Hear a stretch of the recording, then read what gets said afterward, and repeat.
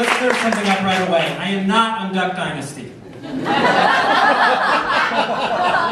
My parents should have known I was gay, actually. My treehouse had level door blinds and track lighting. Did you have action figures when you were a kid? Yeah, I had a cowboy, an Indian, and G.I. Joe. Half the village people. But even then, a friend of mine said I wasn't gay enough. He said I would fail the gay test. And I said, gay test? Are there Cliff's Notes? Or Dick's Notes? And how do I cram for this?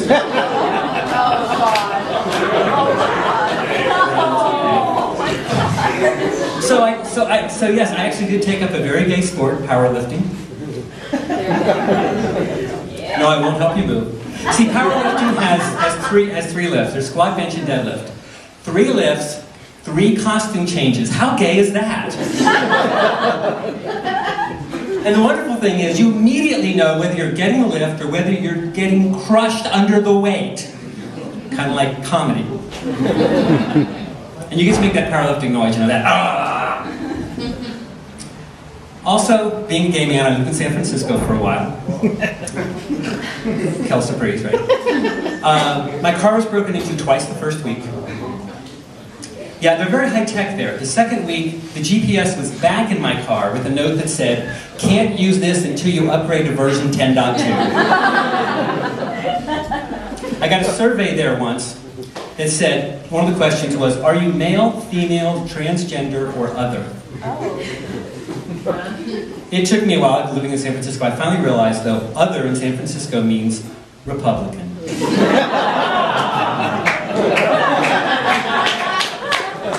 But I also learned you can't be gay in San Francisco. It's true, you cannot say, I'm gay.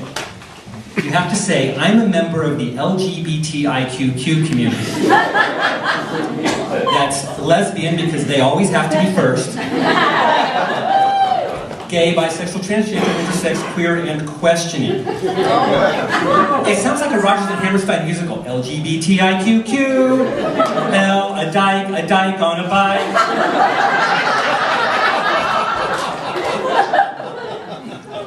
So yes, it is true, all gay men love musicals. But this season, there's one that's even pushing too far for me. On Broadway this season is Rocky the Musical. This is true.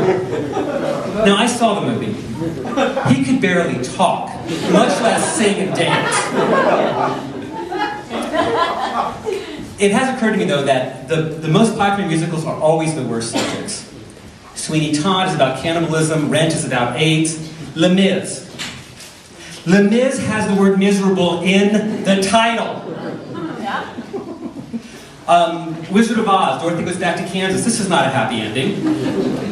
Or, appropriate for today, Jesus Christ Superstar, not a happy ending. So I'm going to write the most successful musical ever. The Sharknadoes of 9/11. Watch for next season. But what I'd really like to see is Mime S&M. The 50 Shades of Mime. I think it'd be popular. Do you like mimes? You do? Wow, that's unusual. Most people don't like mimes. That's why I think it'd be popular. People would pay to see mimes get their asses kicked. And for the mime, it would be something like... Oh my God! No, you know what? It wouldn't work. They can't give you the safe word.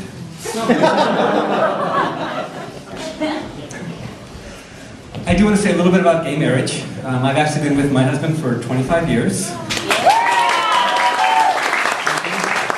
That's like 45 straight years. We do say some things, though, that I don't think most of you do. Like, honey, I'm out of clean underwear. Can I wear yours?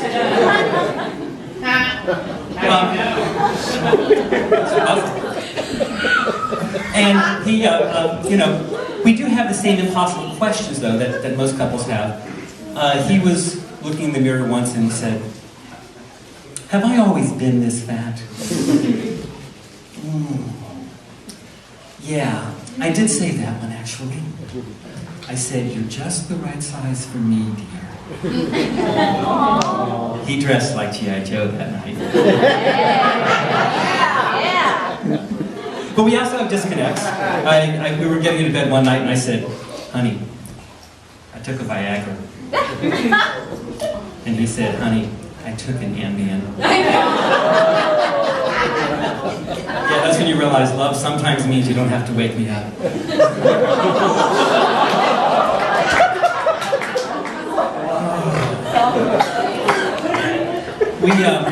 We recently went to Oklahoma City for my niece's wedding. Oklahoma City, the Will Rogers World Airport. That's just wrong. Will Rogers died in an airplane crash. It would be like having a Buddy Holly terminal. I mean, that's just wrong, right? Or a child care center at Lindbergh Field. We don't do that, right?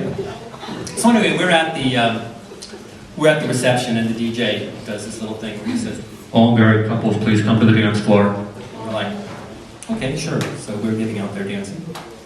And then he goes, all couples married less than a year, please sit down. 1 year, please, bitch.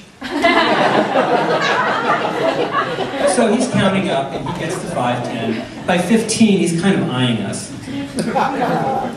And by 20, it's just us and one other couple.